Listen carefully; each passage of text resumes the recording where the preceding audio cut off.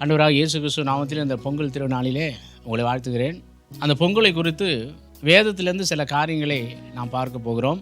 அது மட்டும் இல்லாமல் பொங்கல் ஒரு நன்றியின் வார்த்தையாக இருக்கிறது. நன்றி வார்த்தை என்பது அறுப்பின் பண்டிகை என்று வேதத்தில் சொல்லப்பட்டிருக்கிறது. அறுவடை நாட்கள் என்றால் இந்த பொங்கல் நாம் எல்லாருக்கும் அறுவடைக்காக, உணவுக்காக, குடும்பத்துக்காக, சந்தோஷத்துக்காக இந்த பொங்கல் திருநாளை நாம் கொண்டாடுகிறோம். முதல் பலனாக அவருக்கு முன்பாக கொண்டு வந்து வைத்து அதை தேவனுக்கு படைப்பாக நாம் கொடுக்கிறோம். அதிகாலையில் எழுந்து குளித்து அந்த பானையிலே பொங்கலை வைத்து அரிசி, பருப்பு எல்லாவற்றையும் போட்டு ஒரு பொங்கலாக நாம் தேவனுக்கு முன்பாக செய்ய வேண்டியது ஒரு சூரியனுக்கு முன்பாக நாம் செய்கிறோம். சூரியனுக்கு நாம் செய்கிறோம் என்றாலும் அந்த சூரியனை உண்டாக்கினவரை நாம் நினைக்க வேண்டும். இந்த பொங்கல் பண்டிகை நான் வேதத்தில் சில காரியங்களை சொல்லுகிறேன். யாத்திராகமம் 34:22 26 வசனங்களை நாம் வாசிப்ப கேட்போம். கோதுமை அறுப்பின் முதற்பலனை செலுத்தும் 7 வாரங்களின் பண்டிகையையும் வருஷ முடிவிலே சேர்ப்பு கால பண்டிகையையும் ஆசரிப்பாயாக. அறுப்பின் பண்டிகை நாம் முதல் பலனாக எதை அறுத்து அவருடைய சமூகத்தில் வைக்க வேண்டும். இது ஆண்டவரே அங்கே சொல்லியிருக்கிறார். முதல் பலனானது எனக்கு கொடுத்து விடு, எனக்கு கொண்டாந்து காணிக்கையை வை, எனக்கு முதல்ல அதை வைத்து படைத்துக்கொள் அப்படி என்று அங்கே ஆண்டவர் சொன்னதை பார்க்கிறோம். ஏனென்றால் எல்லா ஆசீர்வாதங்களும் கர்த்தரிடத்திலிருந்து தான் வருகிறது. கர்த்தர் நமக்கு கொடுத்த ஆசீர்வாதம் சமாதானம், சந்தோஷம்தான். அதுக்கு நன்றி செலுத்தும் போது நமக்கு இன்னும் அதிகமான ஒரு சந்தோஷம் வரும். யாராவது நமக்கு நன்றி சொல்லும் போது நாம் அவர்களுக்கு நன்றி சொல்லுகிறோம் இல்லையா? கர்த்தர் செய்த நன்மைகளை நாம் நினைக்கணும். ரெண்டாவது நீங்கள் பார்த்தீங்கன்னா யாக்கோப்பு 1:17 நாம் வாசிக்க கேட்போம். நன்மையான எந்த ஈவும் பூரணமான எந்த வரமும் பரத்திலிருந்துண்டாகி சோதிகளின் பிதாவினிடத்திலிருந்து இறங்கி வருகிறது. அவரிடத்தில் யாதொரு மாறுதலும் யாதொரு வேற்றுமையின் நிழலும் இல்லை. இப்படித்தான் வேதம் யாதொரு வேற்றுமையும் இல்லை, பரத்திலிருந்து உண்டாகி இந்த பூமிக்கு வருகிறது. அந்த பூமியில கொடுக்கப்பட்ட அந்த காரியங்களை அந்த பொங்கல் பண்டிகையில நாம் செய்யக்கூடிய ஒவ்வொரு காரியமும் இறைவனுக்கு நன்றி செலுத்தும்படியாகவே இருக்கிறது. இதை தேவனும் அங்கீகரிக்கிறார். இப்போ நம்ம குடும்பமாக இணைந்து அந்த காலை வேளையில அந்த சூரியனுக்கு நேராக நாம் நின்று அதை செய்வோம் இல்லையா? சூரியன் நமக்காக படைக்கப்பட்டது நாங்கள் நினைக்க வேண்டும். அதையே உருவாக்கின தேவனை நாம் பார்க்க வேண்டும். அதுதான் தேவன் அங்கே விரும்புகிற ஒரு செயல். ஆகையினால இந்த பொங்கல் பண்டிகை நாட்களிலே நாம் செய்கிற ஒவ்வொரு காரியங்களும் இறைவனுக்கு நன்றி செலுத்தும்படியான ஒரு காரியமாகவே இருக்க வேண்டும் என்று ஆண்டவர் விரும்புகிறார். இன்னும் ஒரு சில வசனங்களை நாம் வாசிப்போம். 2 கொரிந்தியர் 9:6 சிறுக விதைக்கிறவன் சிறுக அறுப்பான், பெருக விதைக்கிறவன் பெருக அறுப்பான். எப்படி நாம் விதைக்கிறோம், அந்த விதைத்தின் பலன் எப்படி வருகிறது, அந்த விளைச்சலை நாம் கொண்டு வந்து எங்கே வைத்து நாம் அதுக்கு நன்றி செலுத்துகிறோம் என்ற அந்த உணர்வோடு நாம் செய்ய வேண்டும்.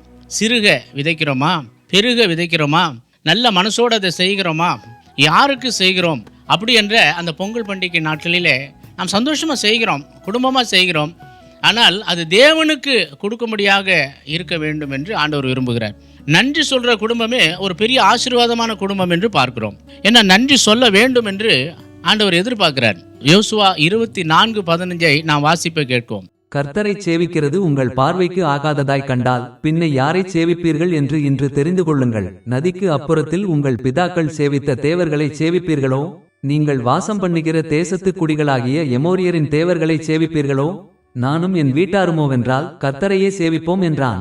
ஆண்டவர் இயேசு கிறிஸ்து நற்பலனாக இந்த பூமிக்கு வந்தாலும் எல்லாருக்கும் ஒரு ஆசீர்வாதமாய் மாறினது போல அன்று யோசுவா என்ற ஒரு பக்தன் இந்த தெய்வத்தை நீங்கள் வணங்காமல் வேற எந்த தெய்வத்தை வணங்குவீர்கள் என்று சொல்லி ஒரு நன்றி உள்ள இருதயத்தோடு அந்த ஜனங்களை பார்த்து கேட்கிறார். பொங்கல் பண்டிகை நாட்களிலே நாம் நன்றி சொல்லுகிறோம், நல்லதை செய்கிறோம். ஆனால் யார் என்று எதற்கு செய்கிறோம் என்பதை நாம் உணர்ந்து செய்யும் போது அதனுடைய ஆசீர்வாதத்தை நாம் பெற்றுக்கொள்ள முடியும். நன்றி இல்லாத வாழ்க்கை தேவனை வருத்தும் என்று பார்க்கிறோம். ஏன் நன்றி இல்லை? நன்றி இல்லாமல் இருப்பதற்கு காரணம் என்ன?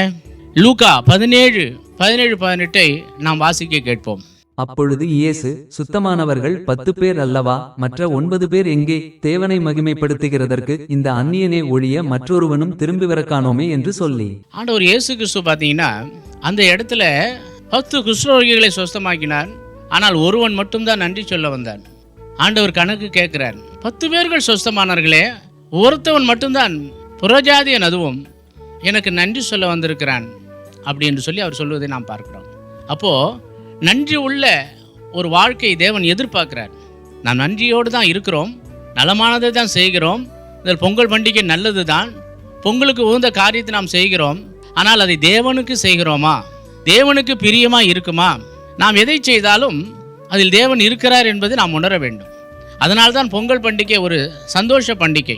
அதே நேரத்தில் பொங்கலை விட உயர்ந்த ஒரு ஆசீர்வாதம் இயேசு என்பதை நாம் அறிந்து கொள்ள வேண்டும். யோவான் 6:35 நாம் வாசிக்க கேட்போம். ஜீவ அப்பம் நானே, என்னிடத்தில் வருகிறவன் ஒரு காலம் பசியடையான், என்னிடத்தில் விசுவாசமாயிருக்கிறவன் ஒரு காலம் தாகமடையான். பார்த்தீர்களா? அவரிடத்தில் வந்து பசி அடையாமல் இருக்க வேண்டும் என்று ஆண்டவர் வருகிறார். ஆசீர்வாதமான வார்த்தை. நாம் இதை செய்கிறோம், நலமானதை செய்கிறோம், பொங்கல் திருநாள். ஆனால் இயேசு இல்லாத ஒரு பொங்கல் சமாதானம் இருக்குமா? சந்தோஷம் இருக்குமா? அப்போ சமாதானத்தின் பொங்கல், சந்தோஷத்தின் பொங்கல், நம் ஆண்டவர் நமக்குள் இருக்கிறார் என்ற அந்த ஒரு கொண்டாட்டம் தான் உண்மையிலே உலகத்தில் பெரிய கொண்டாட்டம். இதைத்தான் அங்கே சொல்லப்பட்டிருக்கிறது. ஏன் அதை ஆசீர்வாதமாக மாற்ற வேண்டாமா? இதோ ஜீவ அப்பம் நானே என்று ஆண்டவர் சொல்லுகிறார். அவருக்கு அவருடைய சரீரத்தையும் ரத்தத்தையும் பானம் பண்ண வேண்டுமாம் இந்த பூமியில் இருக்கும் பொழுதே.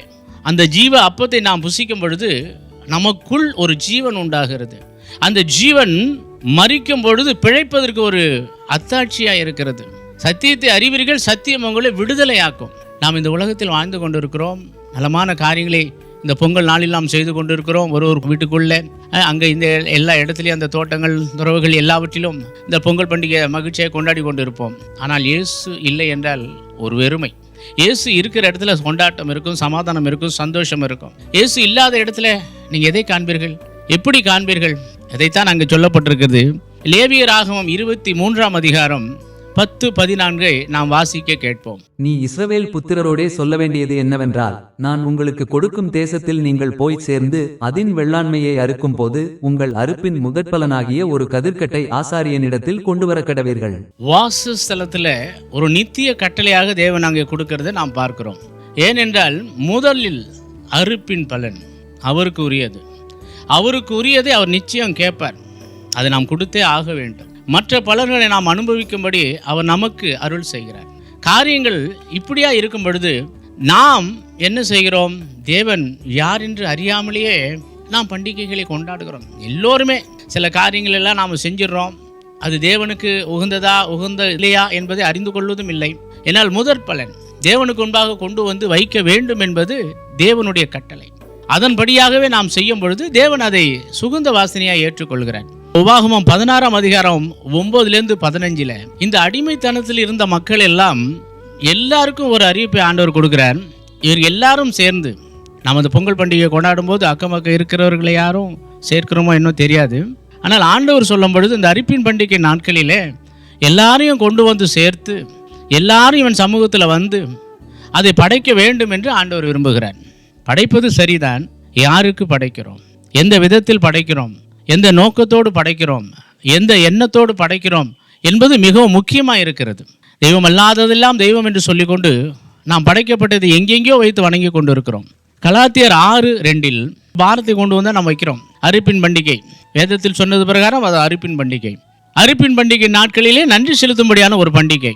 ஒருவருக்கு ஒருவர் உதவி செய்யும்படியாய் தான தர்மங்களை செய்து இதை காரியங்களை எல்லாம் நெற்குவியல்கள் எல்லாம் இருக்கும் பொழுது அநேகருக்கு ஒரு ஆசீர்வாதமாக நம்மளால் இயன்றதை நாம் கொடுத்து அது தேவனுக்கு முன்பாக ஒரு உகந்த வாசனையாக அவர் ஏற்றுக்கொள்ளும்படி நாம் அதை இந்த பொங்கல் பண்டிகைகளை செய்யும் பொழுது அது ஒரு பெரிய ஆசீர்வாதமாய் மாறுது.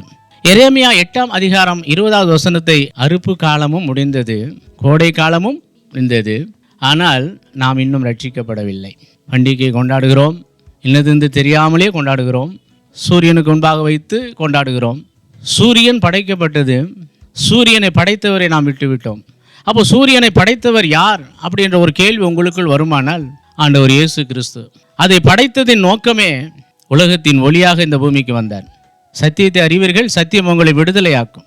அப்படியாகவே இன்னும் மத்தேயு 9:37-38 தம்முடைய சீஷர்களை நோக்கி, அறுப்பு மிகுதி, வேலையாட்களோ கொஞ்சம். ஆதலால் அறுப்புக்கு எஜமான், அறுவடையின் எஜமான் தமது அறுப்புக்கு வேலையாட்களை அனுப்பும்படி அவரை வேண்டிக் கொள்ளுங்கள் என்றார். பார்த்தீர்களா? இதுவும் ஒரு அறுப்பின் பண்டிகை. உலகத்தின் கடைசி நாட்களிலே இயேசு கிறிஸ்துவுக்கென்று அநேக ஜனங்களை அறுத்து கொண்டு வாருங்கள் என்று அங்கு சொல்லப்பட்டிருக்கிறது. இது இயேசுவே அவருடைய வாயினால் சொல்லப்பட்ட வார்த்தை. பேதுருவை பார்த்து ஆண்டவர் சொன்னார், நீ இதுவரை மீன் பிடிக்கிறவனா இருந்தாய், இனிமேல் மனுஷர்களை பிடிக்கிறவராக உன்னை ஆக்குகிறேன் என்று சொன்னார். மனுஷன் உலகம் முழுவதையும் ஆதாயப்படுத்தி கொண்டாலும் தன் ஜீவனை நஷ்டப்படுத்தி கொண்டால் அவனுக்கு லாபம் என்ன என்ற ஒரு கேள்விக்குறி வைத்திருக்கிறார். ஆகையினால இந்த பொங்கல் பண்டிகை நாட்களில் அறுவடை, மக்களை அறுவடை செய்ய வேண்டும். தேவ ராஜ்யத்திற்கென்று அவர்களை சேர்க்க வேண்டும். அவர்களை சேர்த்து அவர்களும் பரலோக வாசிகளாக மாற வேண்டும். தேவனுக்குரியவர்களாய் மாற வேண்டும். இந்த பூமியிலே சமாதானத்தோடு வாழ வேண்டும். பாவ மன்னிப்பு நிச்சயத்தோடு இந்த பூமியில் வாழ வேண்டும் என்று ஆண்டவர் விரும்புகிறார். அதுதான் அங்கே சொல்லப்பட்ட வார்த்தை பார்த்தீங்களா? மனுஷர்கள் அறுவடைக்கு மிகுதியாக இருக்கார்கள், ஆனால் அறுக்கிறதுக்கோ ஆட்கள் இல்லாமல் இருக்கிறார்கள். ஊழியர்கள், சுவிசேஷர்கள் சொல்லும் பொழுது அதை உணர்ந்து ஓடி வாருங்கள். ஆண்டவர் உங்களை ஆசீர்வதிக்க அது போதுமானதாக இருக்கும். ரோமர் 4:35 நாம் வாசிக்கும் பொழுது, அவர் நம்முடைய பாவங்களுக்காக ஒப்புக் கொடுக்கப்பட்டும் நாம் நீதிமான்களாக்கப்படுவதற்காக எழுப்பப்பட்டும் இருக்கிறார். நாம் நீதிமான்கள் ஆக்கப்பட வேண்டும் என்பதற்காக அவர் எழுப்பப்பட்டிருக்கிறார். ஆவிகளை ரட்சிக்கவே கிறிஸ்து இயேசு உலகத்தில் வந்தார் என்று கிறிஸ்துமஸ் நாட்களில் நாங்கள் சொல்லுகிறோம். பாவிகளை ரட்சிக்கத்தான் அவர் பிறந்தார். சில பேர் பாவம் இல்லைன்னு சொல்லுவாங்க. சில பேர் பார்த்தீங்கன்னா, நான் ஏன் பாவி, கிறிஸ்துவர்கள் தான் பாவி, அவங்க தான் கிறிஸ்துவர்கிட்ட போகணும், எங்களுக்கு என்ன இருக்குது அப்படின்னு சொல்கிறவங்களாம் இருக்கிறாங்க. ஆனால் அங்கே சொல்லப்பட்டது, பாவிகளை ரட்சிக்கவே கிறிஸ்து இயேசு உலகத்தில் வந்தார். பாவத்தின் சம்பளம் மரணம், அந்த பாவத்தை போக்கவே அவர் இந்த பூமிக்கு வந்தார். அப்போது அந்த பொங்கல் நாளில் நாம் செய்ய வேண்டிய காரியம், நம்ம பாவத்தை அறிக்கை செய்து விடணும். நம்ம என்னென்னமோ வச்சு படைச்சிட்டு இதெல்லாம் சரி அப்படின்னு நம்ம நினைக்கிறோம். நல்லது, அறுவடையும் பண்டிகை, அறுவடை மிகுதி. நீங்கள்லாம் இன்னும் ரட்சிக்கப்படாமல் இருக்கிறத பார்க்கும்போது மிகவும் கஷ்டமாக தான் இருக்குது. ஆனால் சமாதானத்தின் தேவன் உங்களை நேசிக்கிறார்.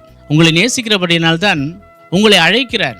வருத்தப்பட்டு பாரம் சுமப்பவர்களே, நீங்கள் எல்லோரும் என்னிடத்தில் வாருங்கள், நான் உங்களுக்கு இளைப்பாறுதல் தருவேன் என்று வெளிப்படுத்தின விசேஷம் 14:15. அப்பொழுது வேறொரு தூதன் தேவாலயத்திலிருந்து புறப்பட்டு மேகத்தின் மேல் உட்கார்ந்திருக்கிறவரை நோக்கி, பூமியின் பயிர் முதிர்ந்தது, அறுக்கிறதற்கு காலம் வந்தது, ஆகையால் உம்முடைய அரிவாளை நீட்டி அறுத்துவிடும் என்று சத்தமிட்டு பயிர்கள் முடியும் காலம் வந்துவிட்டது, அதை அறுக்கும் காலம் வந்துவிட்டது, ஜனங்களை அறுத்துவிடும், ஜனங்களை கூட்டி சேர் அப்படி என்றதுக்காக தூதர்கள் அங்கே வருகிறதை நாம் பார்க்கிறோம். இது உலகத்தின் முடிவிலே நடக்கக்கூடிய காரியம். இந்த உலகத்தின் முடிவிலே நடக்கக்கூடிய காரியத்தில் நாம் பங்கு பெற வேண்டும், ஆண்டவரோடு இணைந்த வேண்டும். கர்த்தரை தெய்வமாய் கொண்டுள்ள மனுஷன் பாக்கியவான் என்று வேதம் சொல்லுகிறது. அவரை அண்டிக் கொள்கிறவர்கள் பாக்கியவான். நாம் அவரை அண்டிக் கொள்வோம். அறுப்பு காட்களும் இதோ வந்து விட்டது. அறுவின் பண்டிகையை கொண்டு வந்து வைத்து சூரியனை நமஸ்கரித்து நாம் ஜீவனுக்குள்ளே போய்விடுவோம் என்று நினைக்காதீர்கள். ஆண்டவர் உங்களை நேசிக்கிறார். சத்தியத்தின்படி உங்களை நடக்க வேண்டும் என்று அவர் விரும்புகிறார்.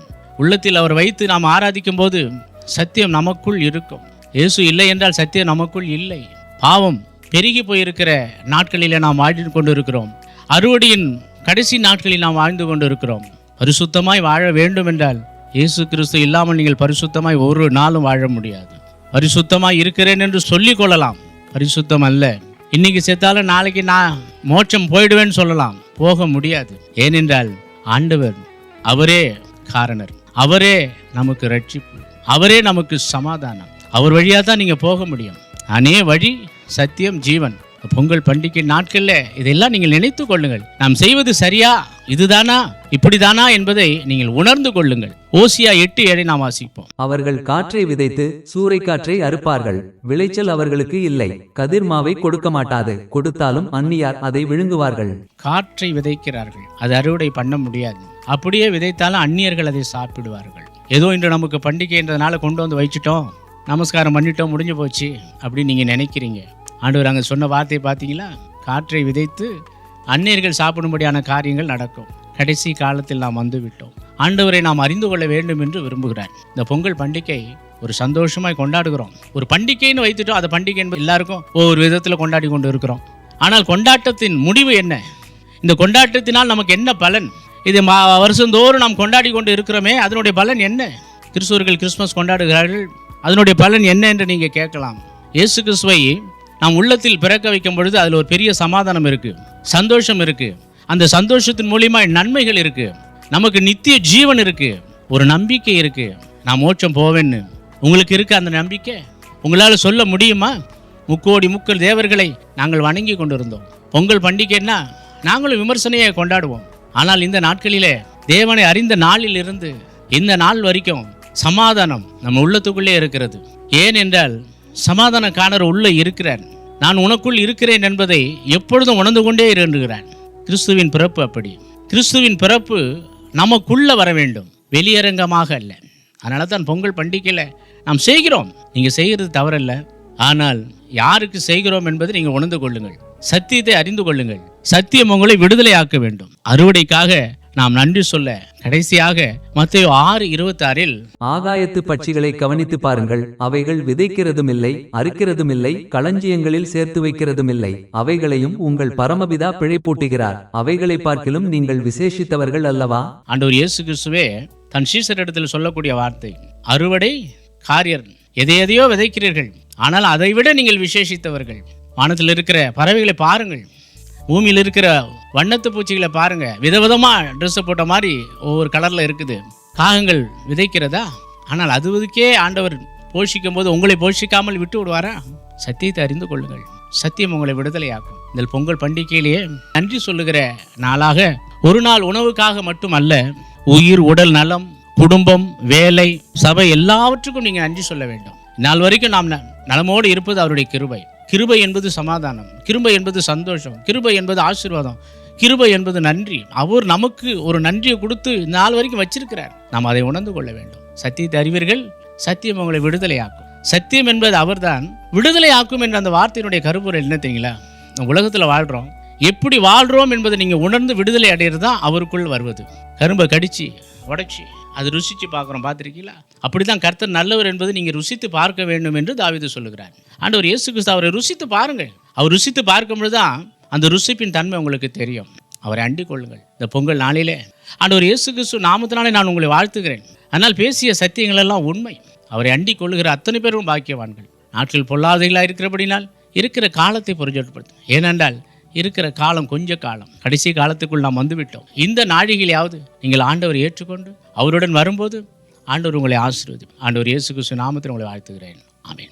பிதா, குமாரன், பரிசுத்த ஆவியாக திரியேக தேவமே ஸ்தோத்திரம். துதிகள் முதல் வாசம் பண்ணுகிறவரே உமக்கு கோடி ஸ்தோத்திரம். பொங்கலுக்காக நாங்கள் நன்றி செலுத்துகிறோம். இந்த பொங்கல் பண்டிகை நாளிலே அனைவரும் ரட்சிக்கப்பட வேண்டும் என்று ஆண்டவரிடத்தில் மன்றாடுகிறேன். தேவனுடைய கருத்தில் இந்த ஜனங்களெல்லாம் ஒப்புக் கொடுக்கிற சுவாமி, இந்திய தேசம் முழுவதும் உடைய ரத்தத்தை தெளிக்கிறேன்.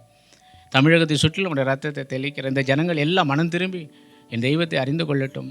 அது மட்டும் அல்ல, பண்டிகை கொண்டாடுகிறார்கள், நல்லது. ஆனால் எந்த நோக்கத்தோடு, என்ன காரியத்தோடு நாம் கொண்டாடுகிறோம் என்பதை அவர்கள் உணர உதவி செய்யுங்க. கர்த்தர் தாமே அவர்களை ஆசீர்வதியும், ஆண்டவரை அறிந்து கொள்ள உதவி செய்யும். ஆண்டவரும் இரட்சகருமாய் இருக்கிற ஆண்டவர் இயேசு கிறிஸ்து நாமத்தில் வேண்டி கொண்டாடுகிறோம் எங்கள் நல்ல பிதாவே. ஆமென், ஆமென், ஆமென். பொங்கல் நல்வாழ்த்துக்களை உங்களுக்கு தெரிவித்துக் கொள்கிறேன். ஆமென்.